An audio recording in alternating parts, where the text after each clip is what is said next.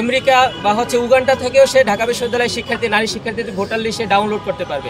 ঠিকই কনসার্ন জানিয়ে আসছিলাম এই ওয়েবসাইটটা যাতে সিকিউরড হয় এবং শুধুমাত্র যারা ঢাকা বিশ্ববিদ্যালয়ের শিক্ষার্থী তারাই তাদের নিজস্ব পাসওয়ার্ড বা তাদের ইমেল বা তাদের ভোটার নাম্বার দিয়ে সেখানে অ্যাক্সেস করতে পারবে। আমরা আমাদের চিফ রিটার্নিং অফিসারকে ফোনে তার সাথে সরাসরি সাক্ষাৎ করে জানিয়েছিলাম, কিন্তু তিনি 15 দিন পার হওয়ার পরেও কোনো ধরনের ইতিবাচক উদ্যোগ গ্রহণ করতে সক্ষম হয়নি। তারপরে আমরা ফর্মাল তাকে একটি অ্যাপ্লিকেশন দিয়েছি, সেখানে তাকে লিগ্যাল নোটিশও দিয়েছি। সে যদি দ্রুত ব্যবস্থা না নেয় তাহলে আমরা আইনের দ্বারস্থ হতে বাধ্য হব। কিন্তু তার মধ্যেও কোনো পদক্ষেপ না নেওয়ায় আমরা আগামীকাল 4 জন শিক্ষার্থী একটি রিট দায়ের করেছি। গতকাল রিট দায়ের করেছি।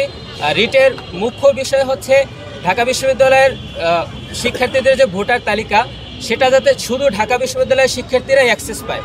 বাইরে যে পাবলিক অ্যাক্সেস রয়েছে, যে কেউ চাইলে সে আমেরিকা বা উগান্ডা থেকেও সে ঢাকা বিশ্ববিদ্যালয়ের শিক্ষার্থী নারী শিক্ষার্থীদের ভোটার লিস্টে ডাউনলোড করতে পারবে। তো আমরা দেখেছি যে বিশ্ববিদ্যালয় প্রশাসন আমাদের রিটের পরপরই পুরো ওয়েবসাইটটিকে ব্লক করে দিয়েছে এবং এখানে ভোটার তালিকাকে সরিয়ে ফেলেছে।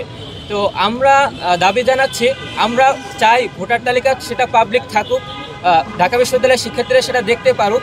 তো এখানে আমাদের কনসার্নের জায়গা হচ্ছে ভোটার তালিকাটা অ্যাক্সেসিবল হবে অনলি ঢাকা বিশ্ববিদ্যালয়ের শিক্ষার্থীদের জন্য, এটা পাবলিক যাতে না হয়।